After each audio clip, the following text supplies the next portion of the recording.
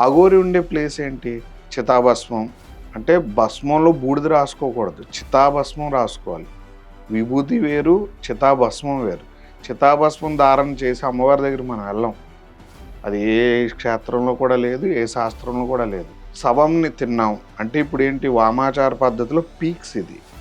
అంటే తంత్ర విద్యల్లో లేకపోతే విపరీతం అంటారు కదా! విపరీత విద్యల్లో ఇప్పుడు అఘోరీస్ లైఫ్ స్టైల్ మీరు గమనించినట్టయితే ఫారెస్ట్ ఏరియాలో వనవాసం అంటాం ఆల్మోస్ట్.